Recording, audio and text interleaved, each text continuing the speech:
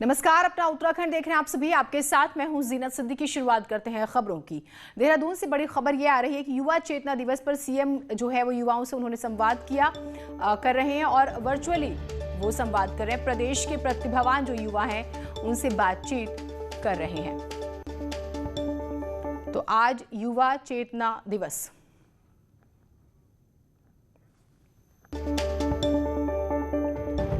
आपने देखा कि आज प्रधानमंत्री नरेंद्र मोदी जो हैं वो भी युवाओं का जिक्र कर रहे थे और स्वामी विवेकानंद बेहद ही महत्वपूर्ण दिन आज। और उस लिहाज से युवाओं की जब हम बात करते हैं तो सबसे पहले जिस तरह की ऊर्जा स्वामी विवेकानंद में थी और जो उनकी शिक्षाएं थी, और इसी वजह से जो है आज का दिन युवा चेतना दिवस के तौर पर मनाया जाता है। और आज युवाओं से जो है बात प्रधानमंत्री ने भी की थी, आपने देखा। और अब मुख्यमंत्री जो है वो भी युवाओं से बात कर रहे हैं। कोरोना वैक्सीनेशन को लेकर आज पूरे प्रदेश में ड्राई रन चल रहा है। पूरे राज्य में वैक्सीनेशन को लेकर आज तीसरा ड्राई रन है। आज राज्य के 309 सेंटर्स पर ड्राई रन चल रहा है। सीएम त्रिवेंद्र सिंह रावत खुद मॉनिटरिंग कर रहे हैं। इसके बाद 15 जनवरी को भी 41 सेंटर्स पर ड्राई रन किया जाएगा और फिर 16 जनवरी से वैक्सीनेशन शुरू होगा। शुरू में 87,588 हेल्थ वर्कर्स को वैक्सीन लगाई जाएगी।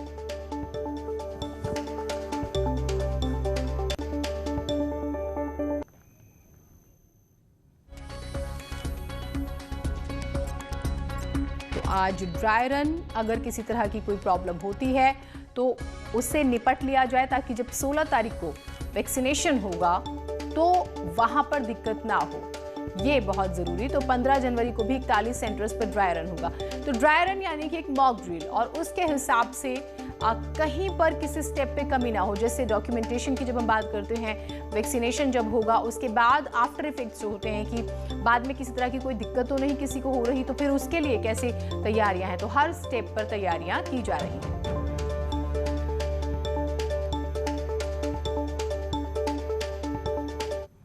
तो कोरोना वैक्सीन को लेकर नैनीताल में आज दूसरे चरण का ड्राई रन किया गया। जिस जिले में 50 से ज्यादा स्थानों पर एक साथ कोरोना वैक्सीन का ड्राई रन हुआ है, जिसमें हर सेंटर पर 20 से 25 लोगों को वैक्सीन लगाई गई। हालांकि नैनीताल में सर्वर खराब होने की वजह से कुछ दिक्कतें आई।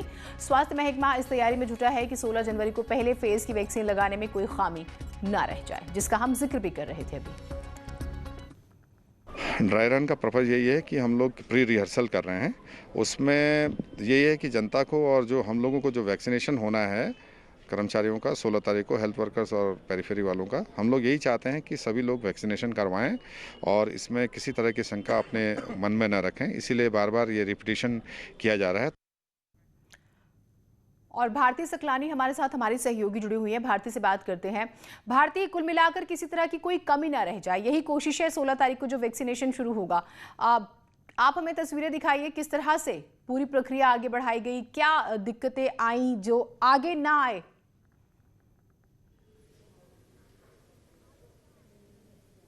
जीनत, देखिए, शुरुआती दौर में दिक्कतें आई और इसीलिए ये ड्राई रन होता है ताकि 16 तारीख को जब फाइनल वैक्सीनेशन लगे तो किसी तरह की कोई प्रॉब्लम ना आए। गांधी शताब्दी अस्पताल में इस वक्त मैं खड़ी हुई हूँ, जहाँ पर इस वक्त ड्राई रन चल रहा है और ये सारे जो टीम है वो यहाँ पर आप देख पा रहे होंगे।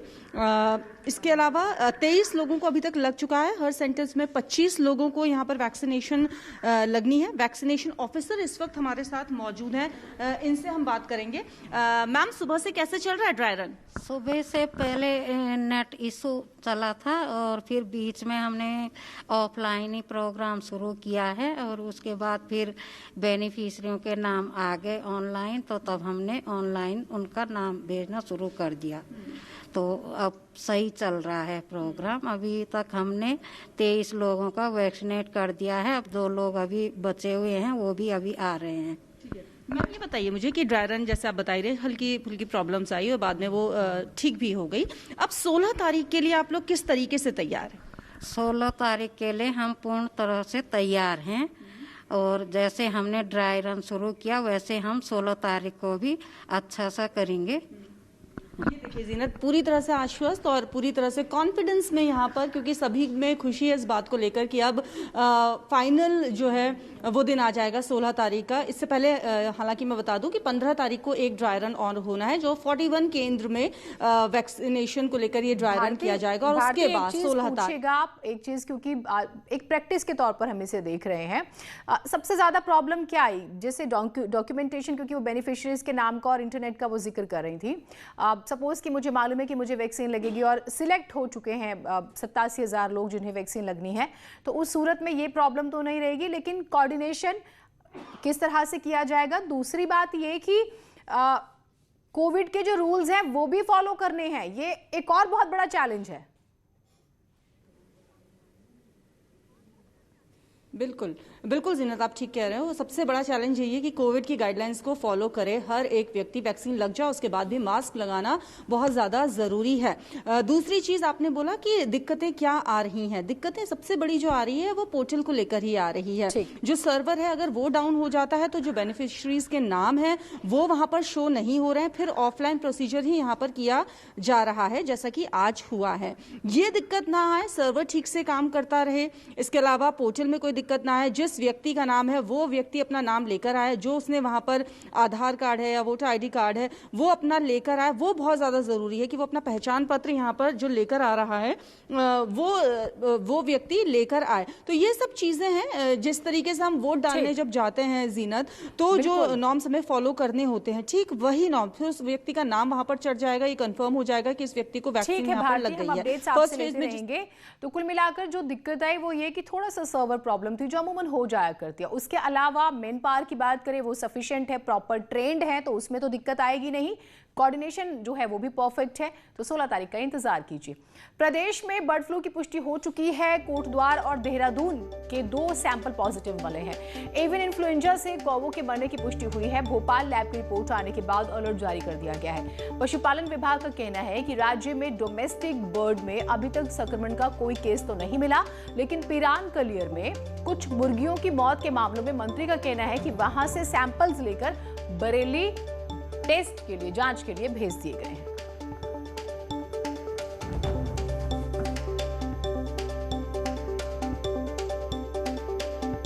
फैला है, उसको लेकर हमारा पशुपालन विभाग फॉरेस्ट विभाग के साथ सामंजस्य बैठाते हुए हर प्रकार का सहयोग दे रहा है। भारत सरकार ने जो एडवाइजरी जारी की है उस एडवाइजरी का अनुपालन जो है वो किया जा रहा है। इसके अलावा हाई अलर्ट जो है वो जारी किया जा चुका है।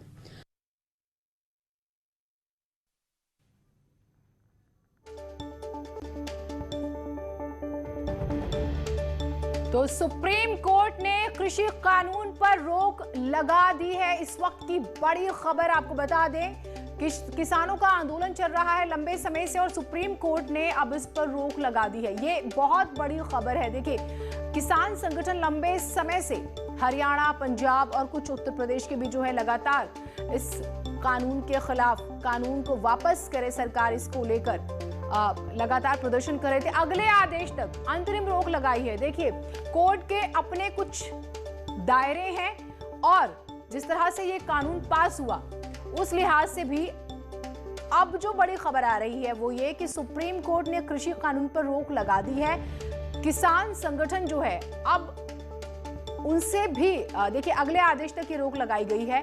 अब इसमें कई पहलू हैं जो समझने होंगे, क्योंकि आपने देखा कि आगे 26 जनवरी को अलग कार्यक्रम था किसानों का, वो रैली निकालने वाले थे और प्रदर्शन करने वाले थे, ट्रैक्टर रैली का भी आपने देखा। तो ये कई पहलू हैं। तो अगले आदेश तक, क्योंकि कमेटी का भी जिक्र हुआ कि कमेटी बना दी जाएगी और कमेटी ग्राउंड पर जाकर जो है रियलिटी चेक करेगी। उसके अलावा बड़ी बात है कि कल कोर्ट काफी नजर आया, सरकार से उन्होंने पूछा कि आप रोक लगा रहे हैं या फिर हम करें। शंकर हमारे साथ जुड़े हुए। शंकर, अंतरिम रोक क्या हुआ आज कोर्ट में, जरा बताइए। जीनत, इस वक्त की जो बड़ी खबर कही जा सकती है कि सुप्रीम कोर्ट ने नए कृषि कानून के लागू होने पर फिलहाल रोक लगा दी है। इस वक्त कर दी होगी, उसमें जो अपने लीगल लोग होंगे सब लोग उसमें बैठ के बात करेंगे। नहीं तो उसके पहले आप कह रहे थे ना कि जब कमेटी बनाई जाएगी, सुप्रीम कोर्ट का आदेश आएगा तभी मैं कुछ बताऊंगा। अब तो सुप्रीम कोर्ट का आदेश आ गया, तो हम अपना चर्चा करेंगे ना, सब लोग चर्चा कर बयान जारी करेंगे। 26 जनवरी में जो हम 26 में तो चले ही सब। ये हम रिएक्शंस भी आएंगे, वो आपको सुनाएंगे। शंकर से भी बातचीत जो है हम करेंगे, लेकिन बड़ी बात सुप्रीम कोर्ट ने कहा वो आदेश जारी करेंगे। शंकर, बात पूरी कीजिएगा।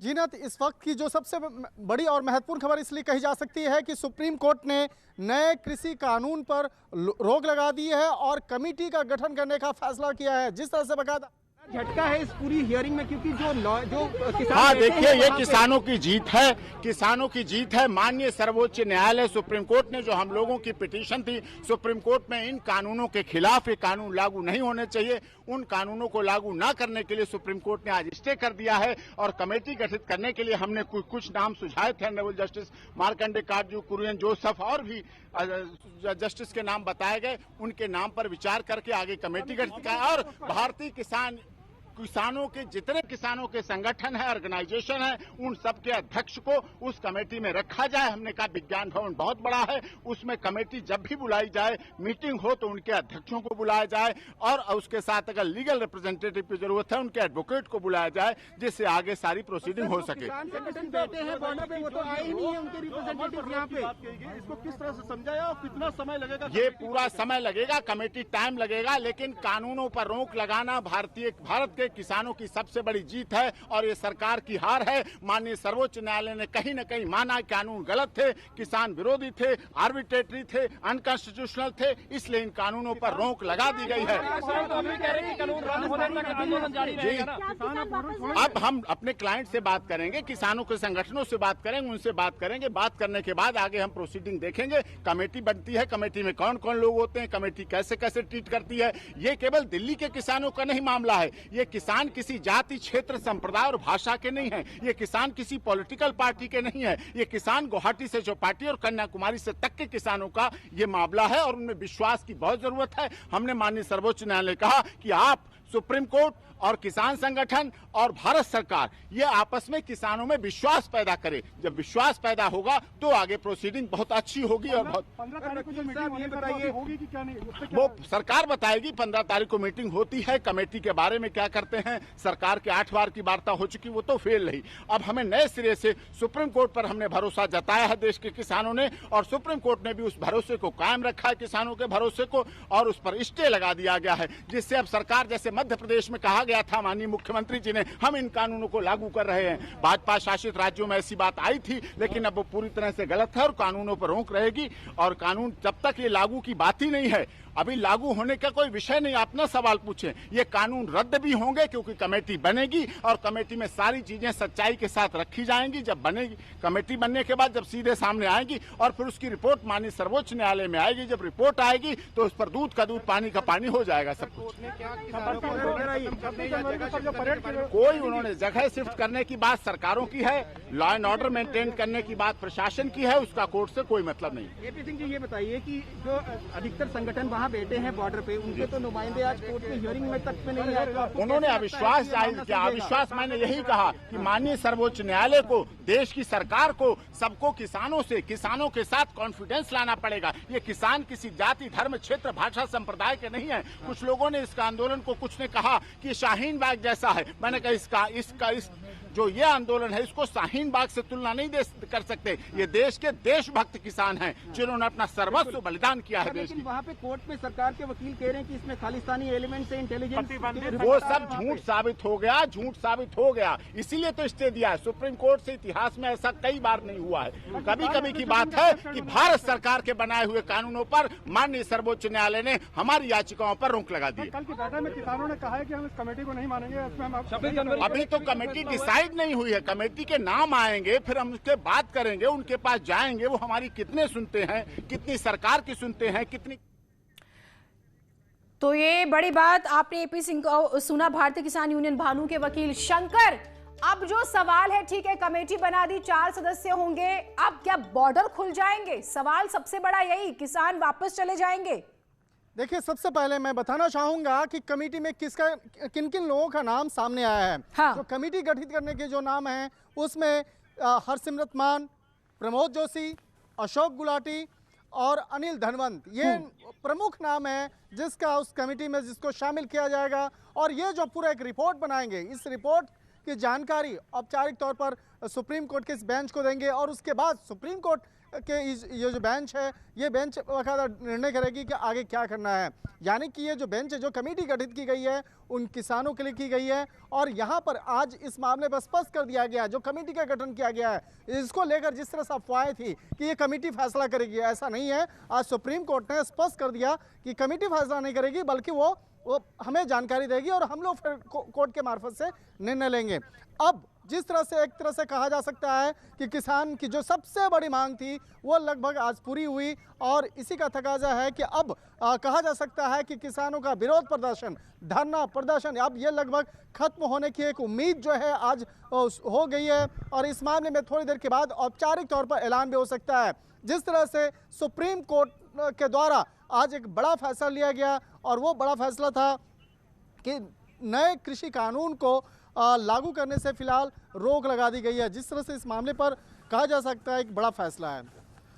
बिल्कुल बड़ा फैसला है जिसका हम जिक्र कर रहे हैं। और फिर शंकर, सबसे बड़ा सवाल यही, क्योंकि जिस तरह से हम पूरे कोर्ट रूम में जो हुआ वो स्टेप बाय स्टेप अपने दर्शकों को बता भी रहे हैं, एक बात ये भी आई कि महिलाएं, बच्चे और बुजुर्ग ये वापस चले जाएंगे, इस बात के लिए राजी हो गए और कोर्ट ने इस बात की तारीफ की, कहा कि हम इसकी तारीफ करते हैं। अब जो मेरा पहले भी सवाल था, यानी बॉर्डर्स खुल जाएंगे, कोर्ट का ऑर्डर और खुल जाएगा बॉर्डर, हम ये कहें?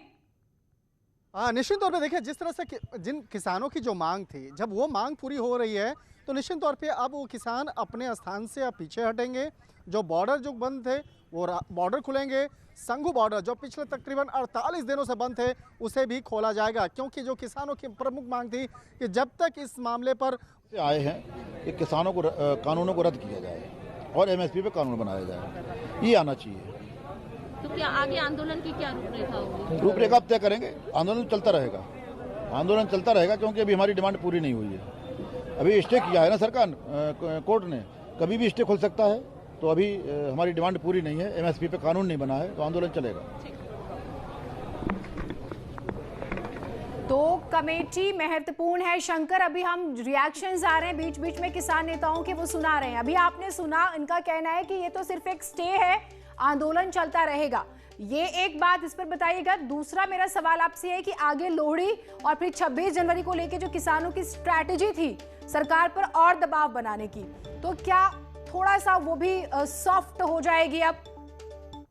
देखिए, आज कोर्ट में किसान प्रतिनिधियों के द्वारा जो वकील आज पेश हुए, उन्होंने स्पष्ट तौर पे कह दिया कि वो 26 जनवरी को लेकर जिस तरह से ट्रैक्टर मार्च की बात है वो अब फिलहाल नहीं करने वाले हैं और इस मामले में 26 जनवरी की बात करें, वो देश की आन बान और शान से जुड़ा मसला है, उस मामले पे दखल नहीं देंगे। ये स्पष्ट तौर पर आज किसानों के प्रतिनिधियों के द्वारा माननीय सुप्रीम कोर्ट में इस बात को बताया गया।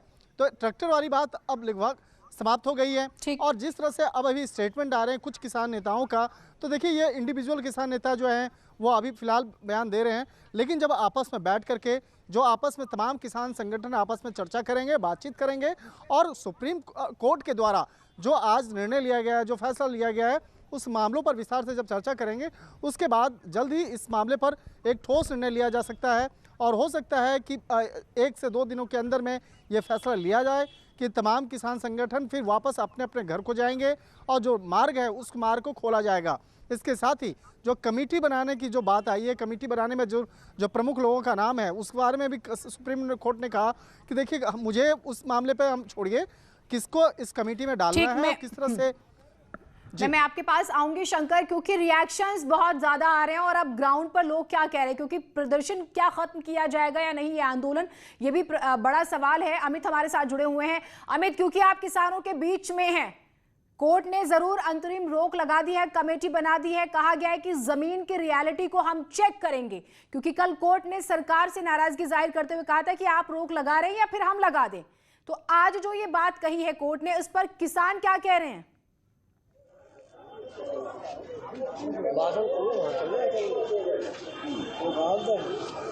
अमित, आप मेरी आवाज सुन पा रहे हैं?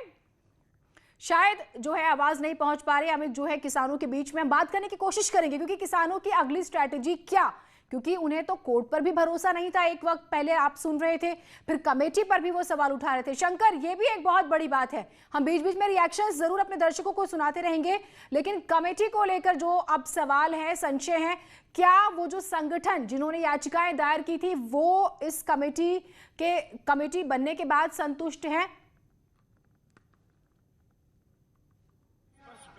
ऑर्डर पर तो वो कमेंट करेंगे हमारे लीडर साहबान। एक कमेटी भी, सुप्रीम कोर्ट ने कमेटी भी गठित करी है, तो वो भी जो कमेटी का जो भी कुछ ऑर्डर आएगा उसमें देखेंगे। देखकर शाम को हम हमारे लीडर साहबान कमेटी मीटिंग करेंगे सिंधु बॉर्डर पर, तो जो देंगे डिसीजन, तो हम तो सिंधु बॉर्डर के अंडर चलते हैं और जो वहाँ से गाइडलाइन आती है तो ये स्टेज उनके अंडर चलती है। तो हम जो हमारे लीडरों से जो लीड आती है गाइडलाइन, हम वही मेंटेन करते हैं। आगे देखते हैं कानूनी दाव पेच में क्या करते हैं। हमारे लीडर जो दिशा निर्देश देंगे वो ही चलेगा। तो सिंघू बॉर्डर पर स्ट्रैटेजी बनाई जाती है, ये चुप हो जाए और ये अपने अपने घरों को चले जाएं, ऐसा नहीं होगा। वापस है तो वापस ही लेने पड़ेंगे। उससे कम पे नहीं मानोगे? नहीं, ठीक है, चलता रहेगा। शांतमयी बैठे हैं, सब लोग अपना काम कर रहे हैं। दिल्ली अपना काम कर रही है, सरकार अपना काम कर रही है, लेकिन जो मेन मुद्दा है वो वापस का है कि वापस लेने ही पड़ेंगे। हमारे बच्चों की जिंदगी का, पूरे हमारे देश की जिंदगी का सवाल है। हम जो है ना, जहाँ तक हो सके वहाँ तक हम आंदोलन के हम साथ देंगे। तो देखिए, रोक लगाने और वापस लेने में फर्क होता है। किसानों को आप सुन रहे थे, हम रिएक्शंस भी सुना रहे हैं, और स्ट्रैटेजी तो सिंघू बॉर्डर पर बनती है और शाम तक पिक्चर क्लियर होगी। अमित राणा हमारे साथ जुड़े हुए हैं। अमित, क्या कह रहे हैं आप किसान? बिल्कुल, जिस तरह का अहम फैसला सुप्रीम कोर्ट ने सुनाया उसके बाद से किसानों की जो बात है उनसे सीधा बात कर लेंगे। सर, जानना चाहूंगा किसानों को लेके जो कहा है सुप्रीम कोर्ट ने कि वापस मतलब वापस के लिए तो नहीं कहा है कि रोक लगा दी गई है, तो क्या कहते हैं इस बारे में? हमारी मांग थी तीनों किसान कानून, जो किसान विरोधी कानून है उनको खत्म किया जाए और एमएसपी पे कानून बनाया जाए। तो अभी एमएसपी पे तो चर्चा भी नहीं हुई है, न कोर्ट के द्वारा हुई है, न सरकार के द्वारा हुई है।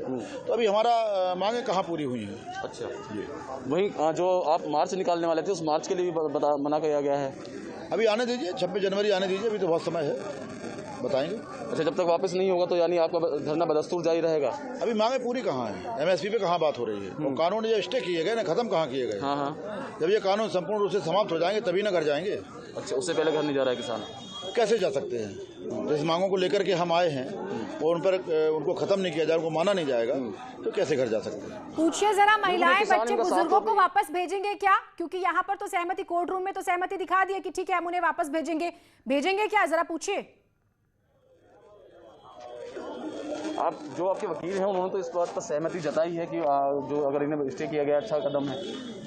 भाई, वकील ने क्या सहमति जताई है, क्या है, क्योंकि हम तो रिट में गए नहीं थे। रिट में तो कोई और गया था, तो अब उस पर भी विचार करेंगे। आने फैसला लिखा हुआ फैसला आने तो पढ़ करके विचार करके बताएंगे क्या होता है। बिल्कुल, अभी विचार की बात किसानों द्वारा कही जा रही है कि जो भी इनके पास जो लिखित में कुछ आएगा उसको लेकर ही अगली बैठक की जाएगी और बैठक के बाद ही नतीजा निकलेगा कि क्या आगे की रणनीति तय की जाएगी। सर, पूछिएगा, कमेटी बनाने की बात हुई है, पहले बना लेते, बैठा लेते, पहले रद्द करो, उसके बाद में कमेटी बनाओ, फिर ये इसके ऊपर विचार हो, तब जाके ये कोई लॉ बने। लॉ कैसे बन जाता है? आप खुद पास कर लेते हो पार्लियामेंट में क्योंकि मेजॉरिटी है, पर अभी पता चलेगा मोदी को कि मेजॉरिटी कितनी देर तक टिकती है।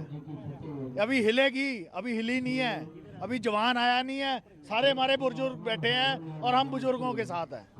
लोहड़ी आप लोहड़ी यही मनाओगे बॉर्डर पे? जी हाँ, ये लोहड़ी यही। एक बहुत महत्वपूर्ण बात अपने दर्शकों को बता दें, कोर्ट रूम में देखिए, मुख्य न्यायाधीश एस ए बोबड़े ने प्रदर्शनकारी किसानों के रुख पर टिप्पणी की और कहा कि हम एक कमेटी का गठन कर रहे हैं ताकि हमें साफ साफ तस्वीर नजर आ सके।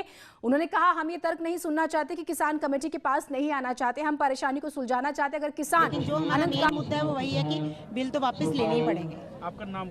रमनीक कौर। किसान यूनियन एकता जिंदाबाद, मजदूर एकता जिंदाबाद, किसान मजदूर एकता जिंदाबाद, बोले सोनिहा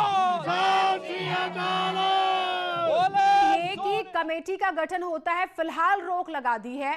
कमेटी पर कितना भरोसा, कमेटी को सहयोग करेंगे या नहीं करेंगे, और जो हम बात कर भी रहे थे कि बच्चे, बुजुर्ग, महिलाएं ये वापस घर चले जाएंगे। अब